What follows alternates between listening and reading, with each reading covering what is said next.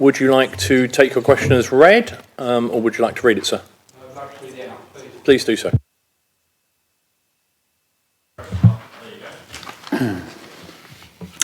You will be aware that many residents across the town have become concerned about where telecommunication towers and associated equipment is being placed. In Grey Goose Park, for instance, an installation has taken place on council-owned land just a few feet away from a privately owned house. I'm aware that the council refused planning permission, but the application was granted on appeal. However, I am not aware of any application being made to the council to build on its land. Does the council have a policy relating to such requests?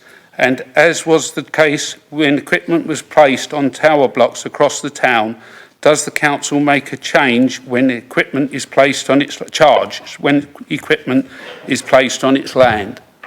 Thank you, Mr. Barnes. I turn to Councillor Gunn for the answer.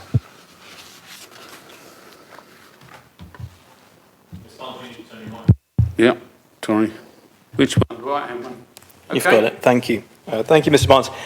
The Harlow Local Development Plan does include planning policies on telecommunications, policy IN5, and broadband infrastructure IN4.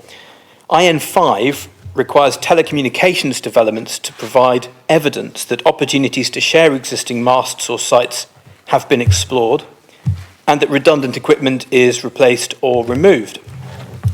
These policies apply where the council has received a planning application for the required equipment.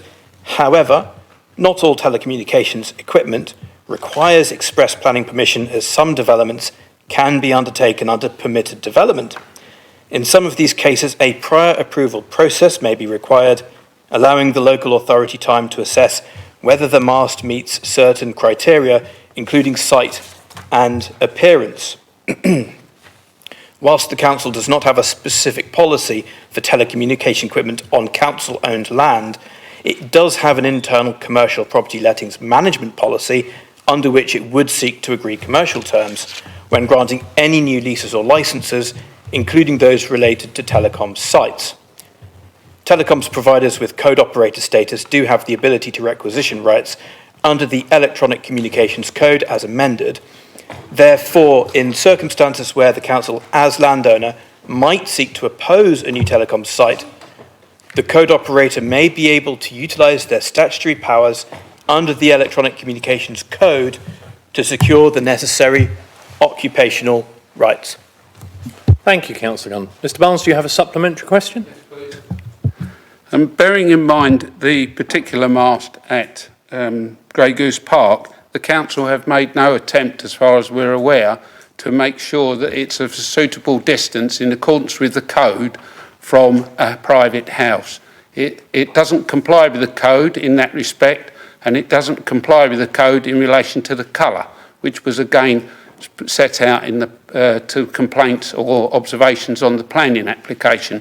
It doesn't appear that the council have taken any action in trying to achieve that, nor has it taken any action. So can you tell us if there's going to be any action in that particular case and in cases in the future? Thank you, Mr. Barnes. Councillor Gunn.